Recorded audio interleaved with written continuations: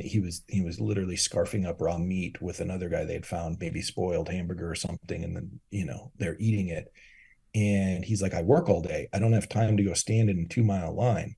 um and so it wasn't like the homelessness I see in San Francisco. It was totally different. And having seen that for a week, I went out to this warehouse, and there were big buff guys with their families wheeling out shopping carts, overflowing with the essentials that I hadn't seen all week. And these guys identified as police and military. And so what the government was doing was opening up the warehouses to make sure that those that are enforcing the regime's policies were well fed. And you begin to see food used as a tool to control populations. How can I help? How can I be useful in ending needless suffering? Do not be afraid of work that has no end. We have to organize a social movement. We have an opportunity to lead by example versus just talking, hot air. I think the more people in this fight, the more we grow. Eventually it could change. The people are the ones that can make the change.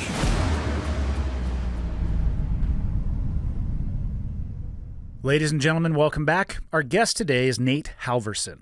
He is an Emmy award-winning journalist and the producer for the Center of Investigative Reporting. He has degrees in both economics and journalism from the University of Minnesota, and he was awarded a 2014 McGraw Fellowship at the CUNY Graduate School of Journalism. Nate is responsible for breaking international news about California sinking due to farmers overpumping groundwater in the Central Valley of California, and he also won an Emmy Award for reporting on the international takeover of the world's largest pork company, Smithfield, by the Chinese government. He has a new documentary coming out. It's called The Grab, and it is a film that uncovers the money, influence, and rationale behind the covert efforts to control most vital resources on planet Earth, food and water.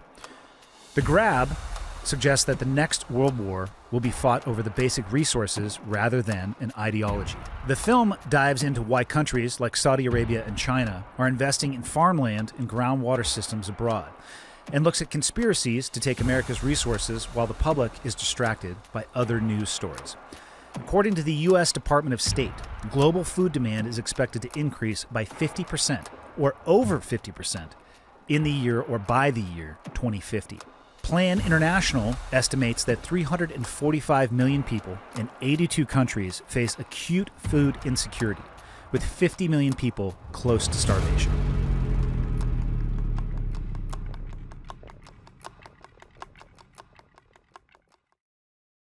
I need you to stop making documentaries like the one that you did, because it scared the ever-loving shit out of me.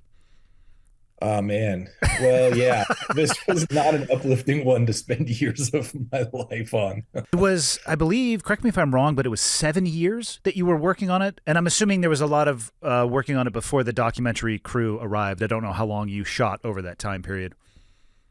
Yeah, that's totally right. Because one of the first things I did, I think that 7 years entails when I was first asked to look at the largest ever Chinese purchase of an American company, and that was Shuangwei Meat buying Smithfield Foods. Shuangwei Meat's now WH Group, but I was asked to look into it, and at the time I knew nothing about food. I had no background in food, water issues, but I knew that the U.S. Senate was debating it, and there was a former CIA officer who had been asked to testify to the Senate Ag Committee.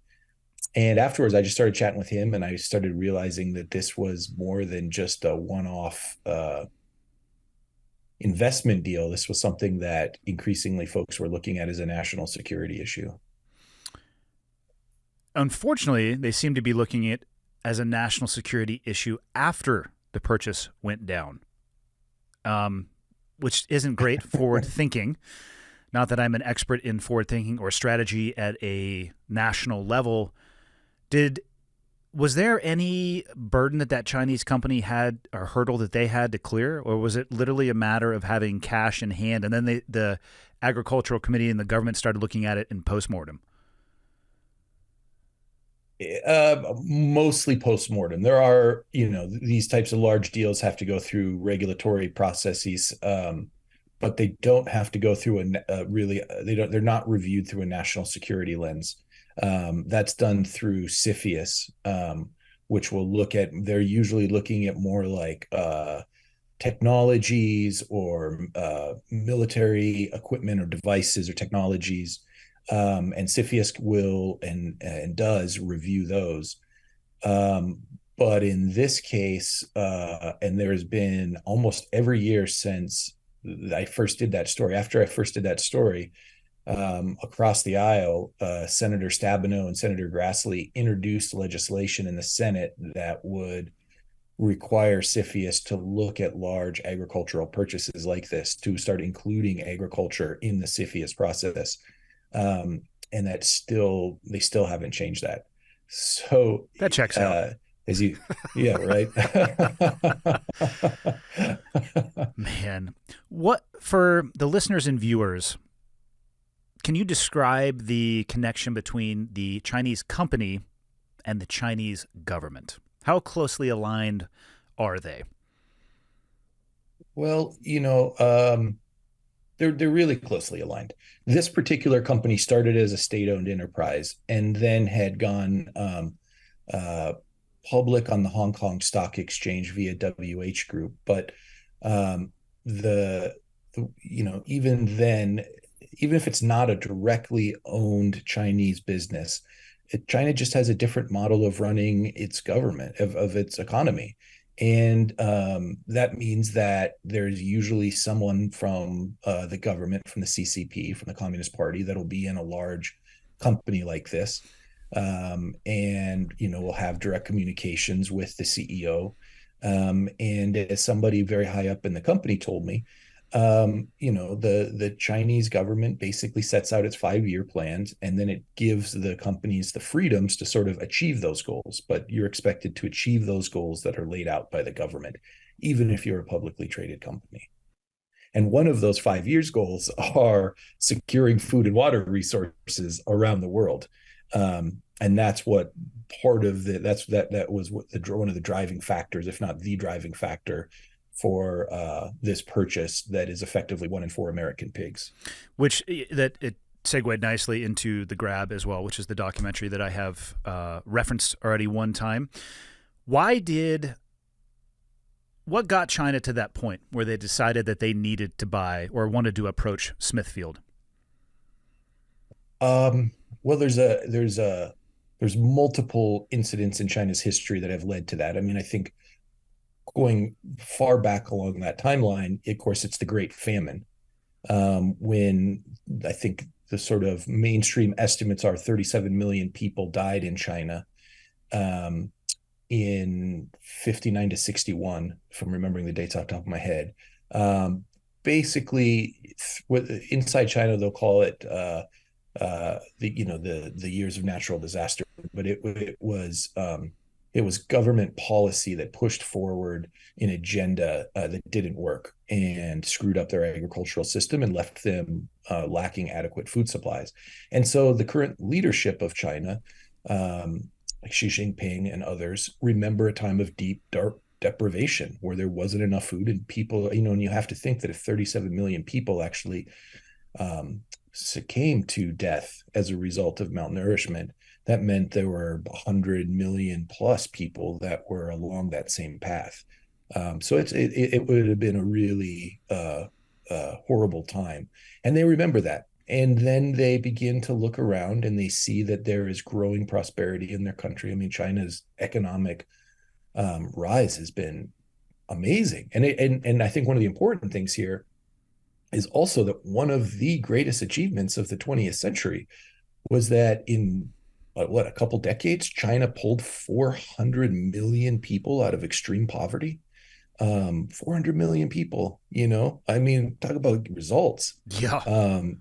But one of the issues that then comes up is if you have more middle class, and I think China now has the world's largest middle class, you have more people that can afford to eat what food economists will say up the food chain, but really they just mean meat. So you now have more people that can afford to eat meat.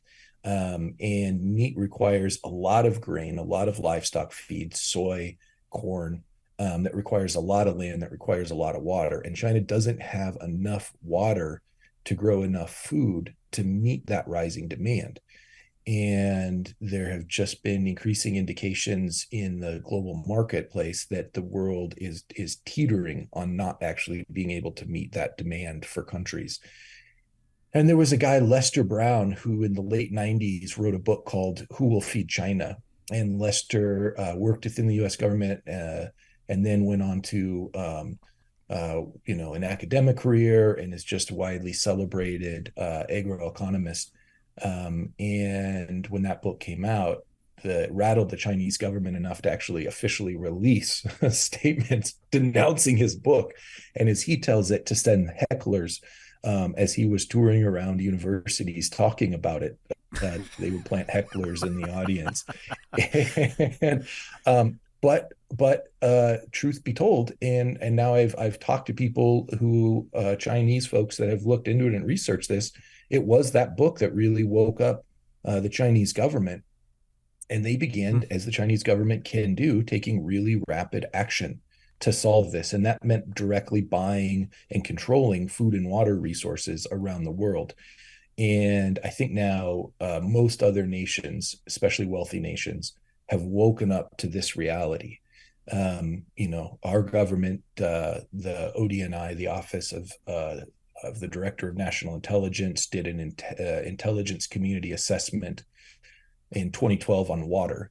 And that's like the highest intelligence product our government does, where they pull in the CIA and the DIA and the various intelligence communities to do this very thorough intelligence assessment on water. And the whole backstory on how it was that they ended up doing that report is pretty astounding, because they were initially resistive to it.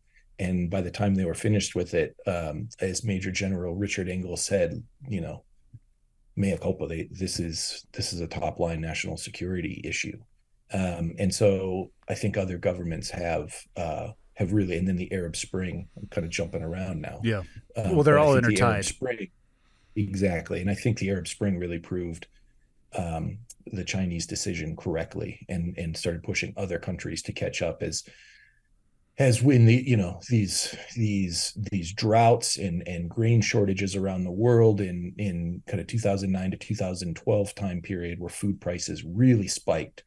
You saw a bunch of Middle Eastern and North African countries that couldn't afford to continue to subsidize grain imports at the levels they had, which meant that they then had to begin raising prices on food items, basic food items like bread.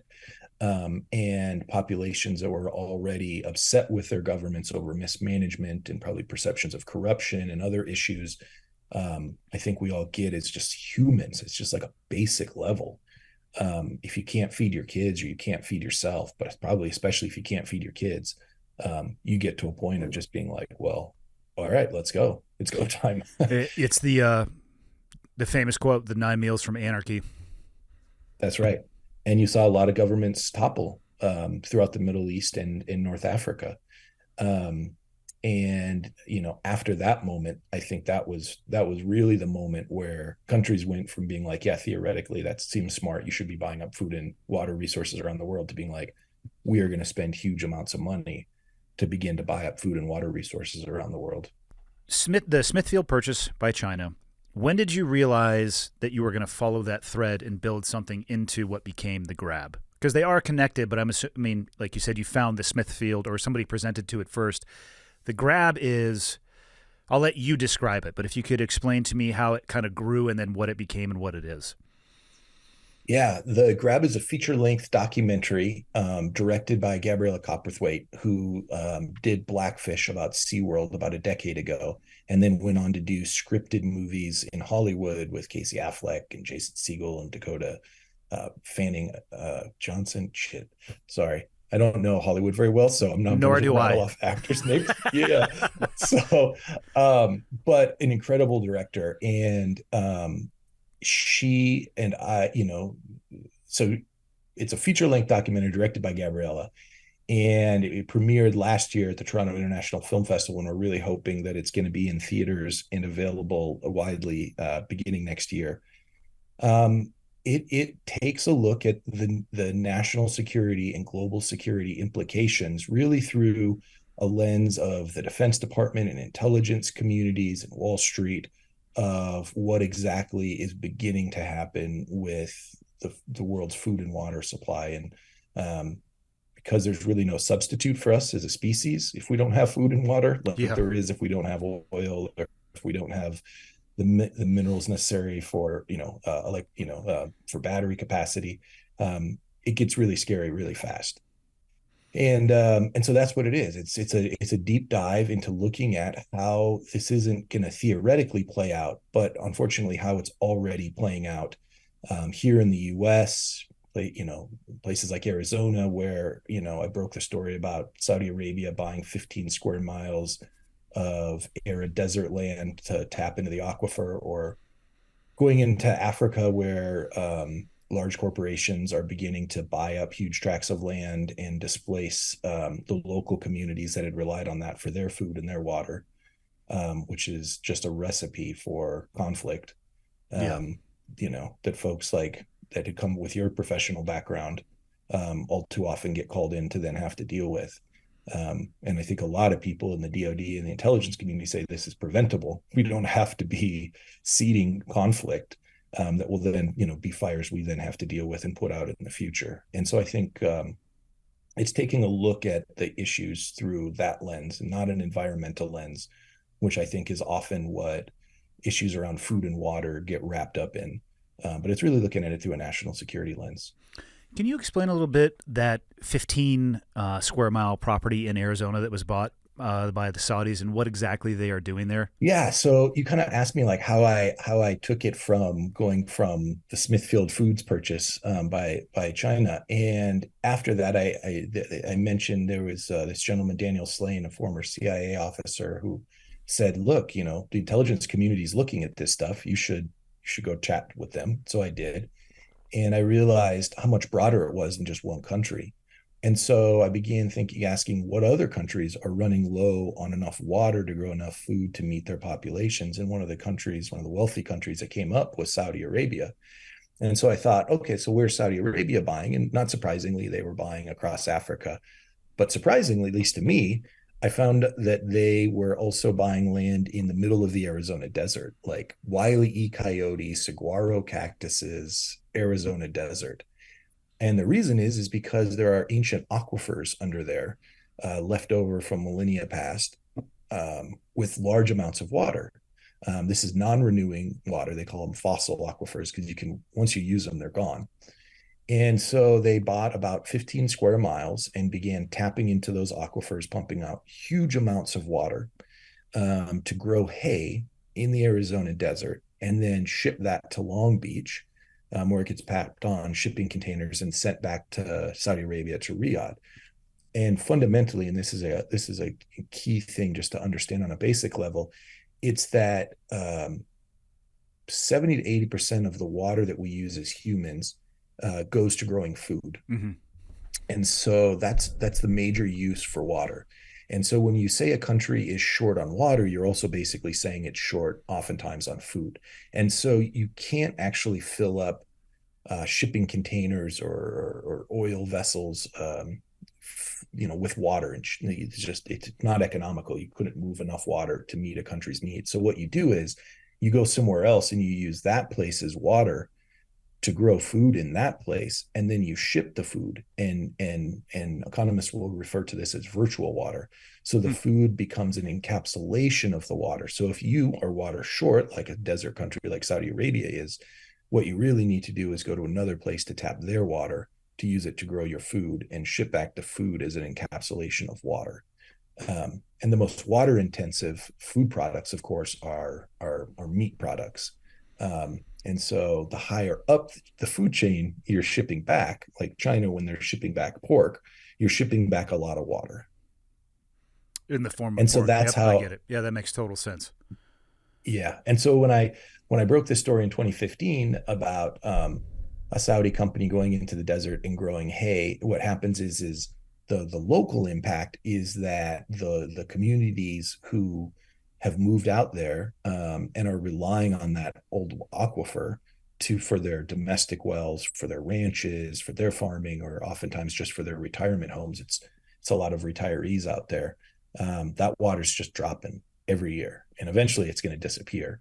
And in not that short of a period, but it also gets, the deeper it gets really expensive to drill that deep or to pull the water up, because just if you imagine hauling a gallon of water up 1,500 feet, it's a lot of effort and it requires a lot of electricity, and it's quite expensive.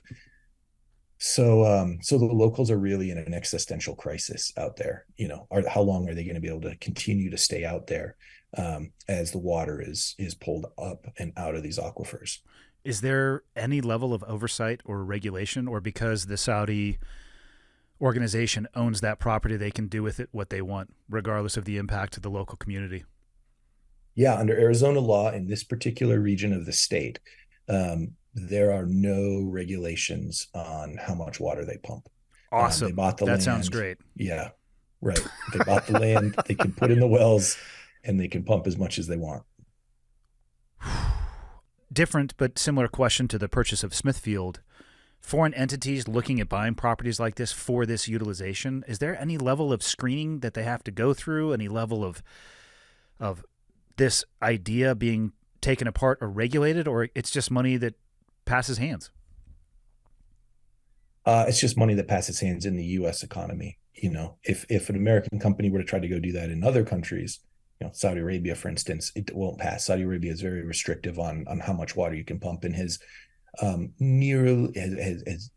one point, I think, basically outright stopped using water for hay, and now it's very restrictive, very minimally using water to grow hay. That's true in many of these countries that are running into water issues. In Arizona, the Western United States is running into water issues. But there is currently nothing in place that prevents companies from coming in to do this. And in part, the U.S. has no national water policy.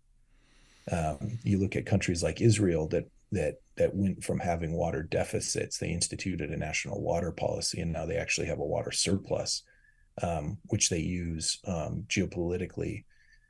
I think they give water to Jordan, making sure that their neighboring country, I think that's the largest border they have, has enough water to helping it remain stable. So the idea of a national water policy, you've seen it, put in place effectively, but the U.S. doesn't have anything like that. And so it's left to the states or the regions.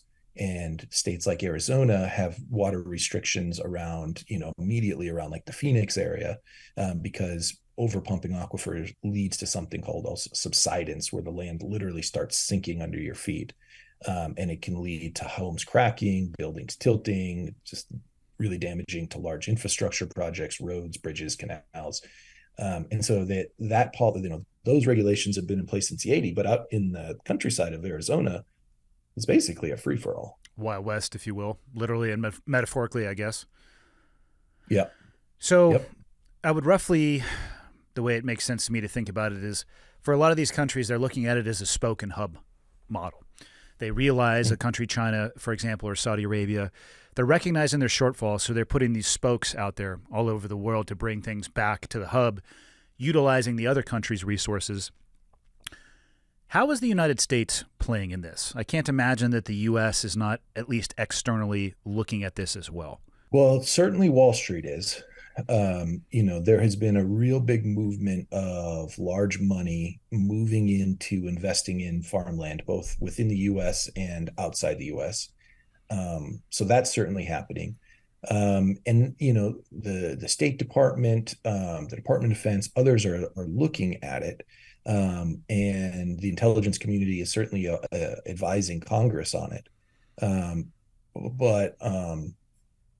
Right now, I think Cindy McCain is now the head of the World Food Program. I think before that, it was David Beasley, the former Republican governor from South Carolina. And as David Beasley said, if we're not funding these world food programs, we're just letting future conflict grow. And I think Cindy McCain is going to Congress right now and trying to get increasing funding, maybe even just maybe even just what they had in previous years' funding, and it's really tough. So there is certainly a recognition within the U.S. government of this issue, but how much action is going to take place, I think, is still kind of a TBD. Yeah, it seems as if other countries, if they are going to, again, use my term, the spoke and hub, if they're the hub and they're using the U.S. for some of their spoke locations and pulling resources out of the United States to ensure their food scarcity issues are at least in check, at some point the U.S. might have to start doing the same thing if they aren't already. And I'm just curious how far that would go before the U.S. either put some regulatory effort into this or started doing exactly the same thing to other countries. Yeah, and U.S. is, in this case, the U.S. is in a very favorable position because right now we do have a, we're a fairly water wealthy nation. We're a fairly land wealthy nation. Iowa probably is the best soil in the world. Ukraine, notably, is probably the second. And I think a lot of people, including my reporting, indicates that it was a large driver of Russia's interest in Ukraine. But there are also big issues. I know you had a guest on from, I believe, the Land Institute recently who talked about regenerative farming. Yep. Yeah. And, on the documentary in the Grab, we kind of touch on regenerative farming at the end as one of the potential solutions. But a lot of land is being lost as aquifers in a lot of arable land is being lost from soil degradation. And also from, the New York Times just had a big article out on the groundwater depletions across the country. And it's not just in desert areas like Arizona. The Ogallala aquifer used to be under the panhandle of Oklahoma, and they used to do irrigated farming there, as I understand it. And they don't anymore because that aquifer has retreated and continues to retreat from overpumping. And so the amount of farmland that the U.S. is going to have available is looks like it could be in decline, and particularly prime irrigated farmland. And then the other issues that we face are as the climate heats up, you end up with more energy in the atmosphere. And so you can end up with larger rain events that result in flooding that can destroy crops for a season in areas, or heat waves that can destroy crops. And so what we're looking at is that greater variability in growing seasons is going to increase the delta on productivity and output. So the U.S., and what that ultimately is probably, it will mean that the U.S. right now, I think the average American spends about 7% of their annual budget on food. That's incredibly low compared to most countries. In a lot of places, it's like half. And so you'll just probably continue to see that increase, and people will be more susceptible to food price shocks. And that does, impact social cohesion. When you have some people that are getting really upset because grocery bills are going up through the roof and they're having to make really drastic cuts on other parts of their spending. But the bigger impact to the U.S. will likely be that how long can we maintain the level of exports that we currently have? And what happens if the U.S. starts having to decrease, which is likely, the size of our exports, and the impact that's going to have on countries that have become reliant on that, and the food price spikes in those countries that can be far less stable than the U.S. And then that's when you begin to see things like the Global Trends report that ODNI puts out, talking about levels, talking about social cohesion falling apart in countries, civil wars, and levels of mass migration that our species has never seen. In that, we've seen the destabilizing impacts of migrations out of, countries in the Middle East and North Africa on European politics. And those numbers are the current numbers of migration out into places like Europe have been fairly light compared to what things like the Global Trends report say are possible. They're talking hundreds of millions, and some of that will just be internal within Africa. But things could get very unfortunate if this isn't seriously looked at and solved on truly a global probably level. When you were continuing your investigation post Smithfield, breaking the story on the Saudi property in Arizona, When did Erik Prince's name first hit your radar? Well, I was a big Jon Stewart fan, and so I had seen him go on Jon Stewart, and I think maybe I saw him go on Jon Stewart, and I saw him talk about investing in agriculture in Africa, and that it just was surprising, and it just sort of seeded this idea. And so I began asking questions as to what that looked like and what was happening and what he was doing, and I just started chatting with folks. And then you got what you described in the documentary as the trove. Yeah. Do you want to? I'm not even going to attempt to describe it. I'll let you describe what it is, and that's obviously why I asked the question about Erik. So we got access to some of his communications, and our interest was those pertaining to an operation he had to invest in land across Africa. And not surprisingly, that land included hydrocarbons and minerals, but it also, and this was the largest slice of that project, was agriculture. And so we kind of were able to take a deep dive into looking at how they were going about assessing, accruing large acreage of farmland, and who the potential investors were, right? And again, not surprisingly, what you find is that it is countries that are very interested in securing their own food and water resources, as they are increasingly worried about stability within their own borders. Did anybody from his organization ever get back to you? I know you were trying to call him a few times in the documentary. Sounds like it went straight to voicemail. Yeah, no one, nobody was willing to speak on the record with us. Yeah, no one wanted to chat on the record with us. But as you know, we had a very deep look into that operation, and it oftentimes we're left on the outside, looking at press releases, corporate statements, quarterly reports, annual reports, where companies are obviously going to present what it is they want the public to take away from what they're doing. And what this gave us is an opportunity to say, okay, but how are folks really chatting and talking with each other about their intent and about what they're seeing and about what's driving this? And in this case, with the issue of food and water, I think it's of such global importance that I hope people take the time to see how those conversations look, because I do think it's illuminating. And I think, I think it's illuminating. And I was told that there was a study done by the Department of Defense that looked at food and water deprivation across Africa. And they looked at areas where it was high, and then they put over the top of that, they ran what areas had high conflict, and the correlation between areas of high conflict and areas of food and water deprivation, the corollary there was quite strong. If you take people to a place, whether artificially imposed or naturally imposed, where they have nothing to lose and they're literally fighting for their survival, to expect anything other than unrest, in my opinion at least, would be unreasonable. I agree. I think it's just that's who we are as a species. But then you could reverse engineer that too. You could say, hey, let's look at the data on these areas and perhaps figure out some metrics that we could move, like a stereo equalizer, and perhaps increase food and water security and maybe reduce conflict absent the use of kinetic devices on a populace that's literally just trying to fight to survive. Exactly. And I think that is what people, are hoping to do.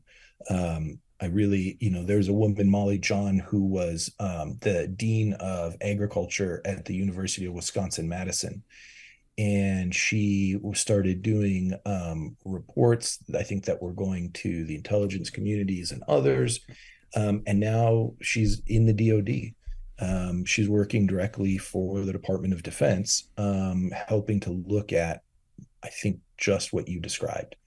How is it that you can begin to move the needle on preventing those situations from ever arising? because it really, the truth is that there is enough water to grow enough calories to feed everyone on the planet today. And not just today, but in the year 2050, when there could be 9 or 10 billion people, there will still be enough water to grow enough calories to feed everybody. So it is an engineering solution.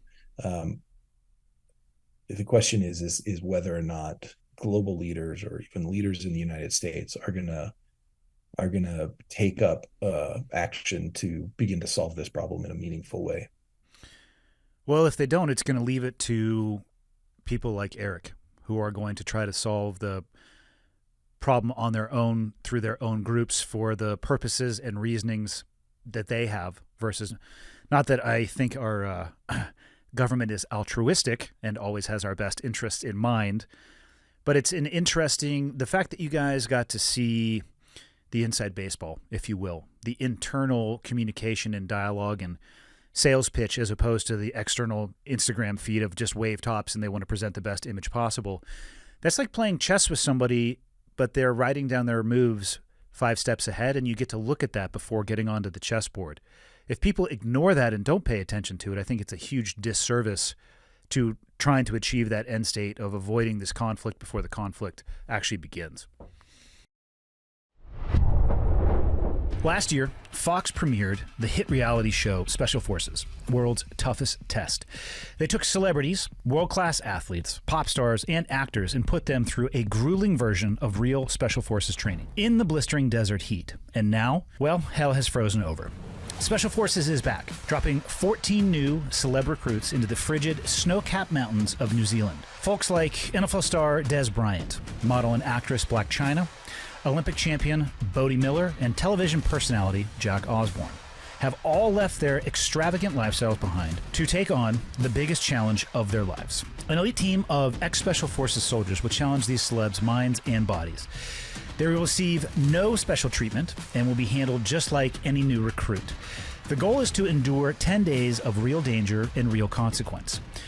They'll take on tasks like crossing a ravine on a 4,700-foot mountain peak and escaping from a helicopter submerged in icy waters. There's no prize, no winner, only survival. Can they make it to the end without giving up or being medically disqualified? Don't miss Special Forces, World's Toughest Test, all new Mondays on Fox. You touched on it a little bit earlier, Russia's invasion of Ukraine, but you tied it back to beef. Can you unpack that for me a little bit? Oh yeah, this was just a fun one.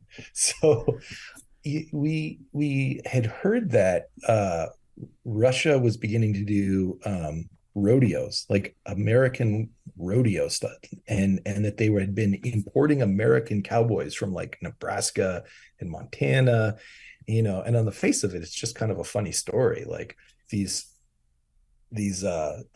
cowboys in their stirrups and chaps going out into Russia, into deep Russia, and but as we began looking into it, there was this undercurrent that Russia wants to create like a grain OPEC, a food OPEC, because it sits on a huge amount of land, where as the planet warms, the growing season days are getting longer, which means they'll be able to increase production from a growing amount of land, and they have a tremendous amount of water. And they sit adjacent to Ukraine, which is, like I said, probably the second most fertile soil in the world, just behind Iowa. Access to ports as well. Yeah, absolutely. And when the Ukrainian government before the revolution had been very beholden to Russia, they had been talking about creating this grain food OPEC, and kind of going back again to the importance of water. When Russia seized Crimea, the Ukrainian response was to turn off the water to Crimea. There's a canal that comes from Ukraine and goes into Crimea, and that was Crimea's primary water source. And Crimea grew a lot of crops, and that desiccated those fields. And so now the Russian government was spending all kinds of money trying to get fresh water into Crimea, and was also looking at, the potential of controlling some of the most valuable farmland in the world in Ukraine.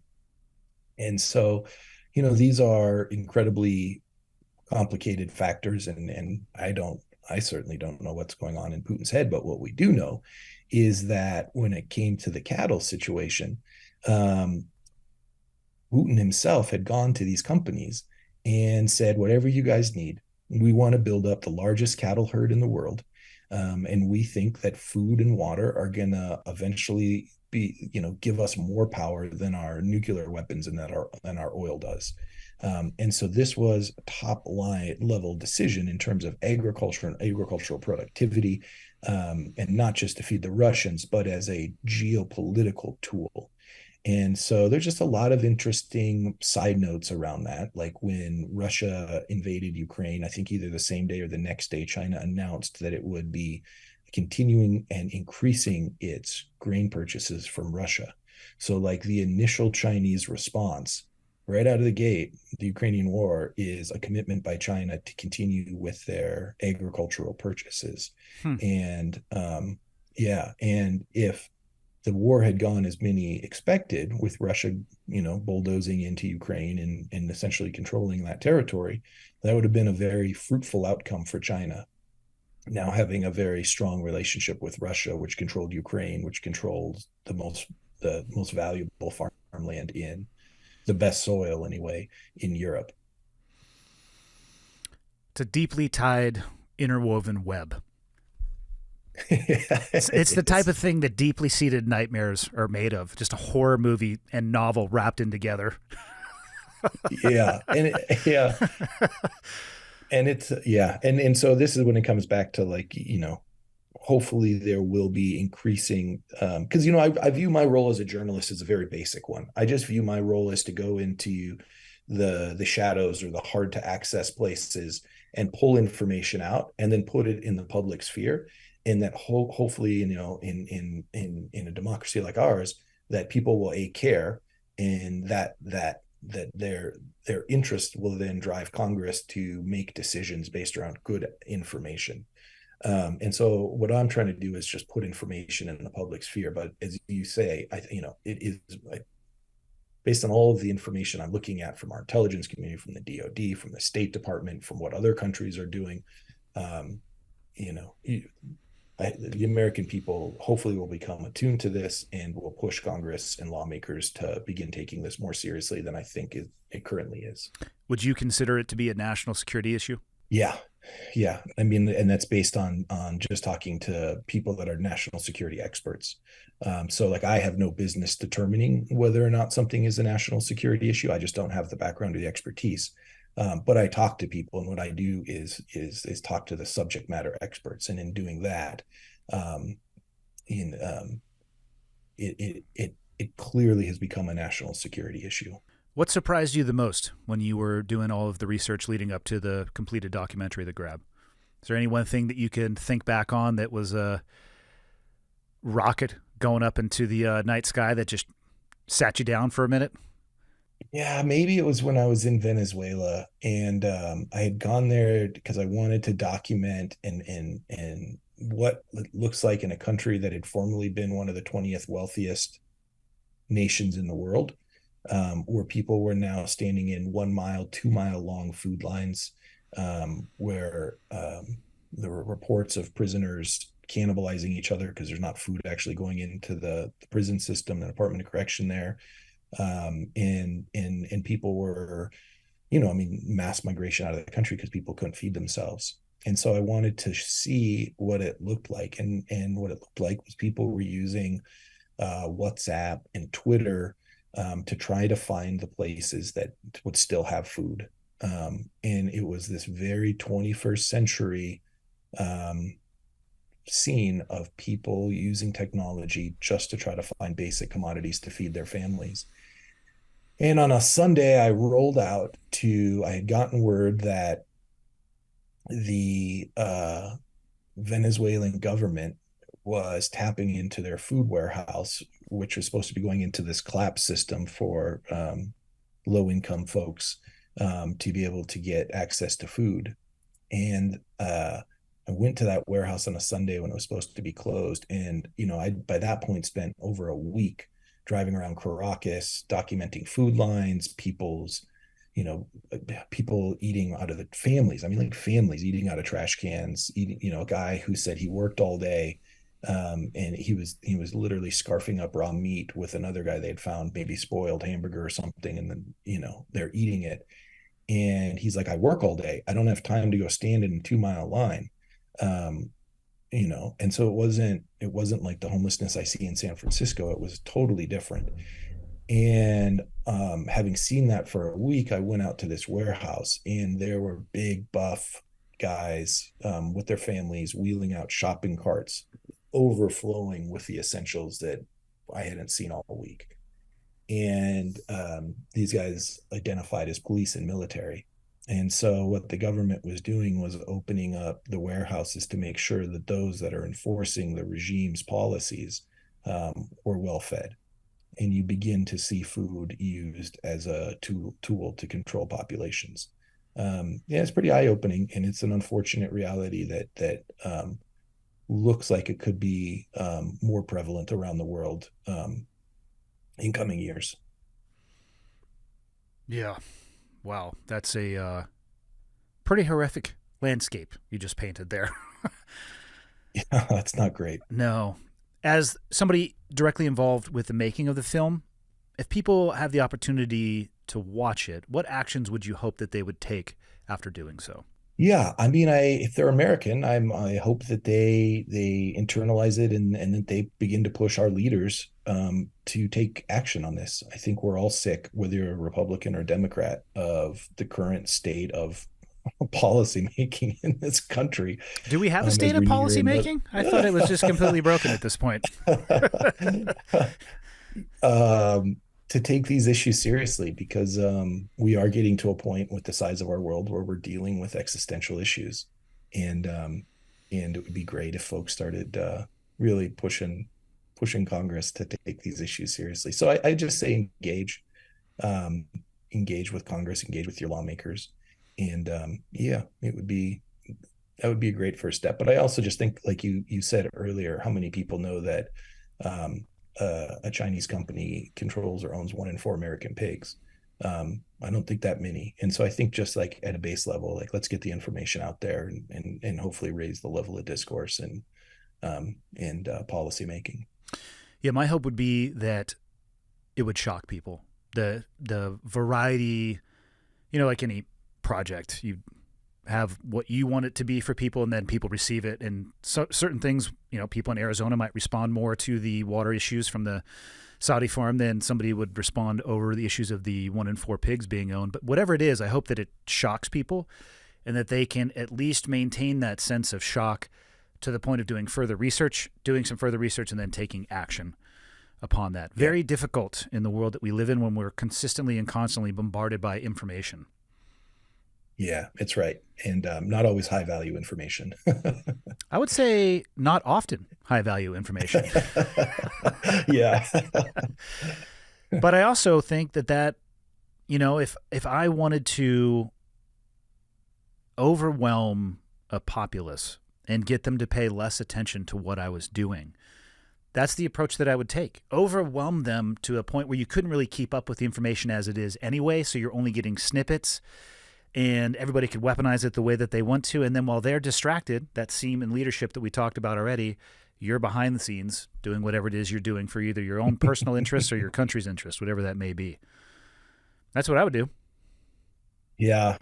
I mean, China just completely cuts down information to whatever it is they want you to see. I had a wild conversation with a couple who had grown up in China and had come here to do their doctorates. And I had only recently, so it was probably a decade ago, I'd only recently learned about the Great Famine. And I asked them if they had heard about the Great Famine growing up. And they said, no, we didn't hear about it until we came to your country. And I said, well, how do you know that it wasn't my country making up lies about your country? How do you know that it was really your country that was suppressing the information, right? Just like on a fundamental level, how do you know now that you're actually hearing the truth and what you came from wasn't the truth? And she told a really devastating story that her grandma had told her about essentially about cannibalism in the small village. around that time period. And so she just said it rang true. I won't go into the details because they're gnarly. But yeah, it's not great either, having a dearth of information. I'll give you the closing thoughts. Where would you like to point people? Up to you. The floor is yours. Yeah. Well, for folks that are interested in seeing the documentary, they can go to thegrabfilm.com, and that will have information about upcoming screenings. We've kind of slowed down now our film festival tour, but we'll have, if we get this theatrical release at the beginning of next year, and then on one of the major streamers, it'll have that information, and they can sign up for a newsletter. And then I just remind people that, as one of these global trends reports that the ODNI said, like, the future does look pretty dark, but it's still solvable. This is all still just like an engineering problem at this point, and that if we come together and start working on it, even with our varied interests, we can get this done.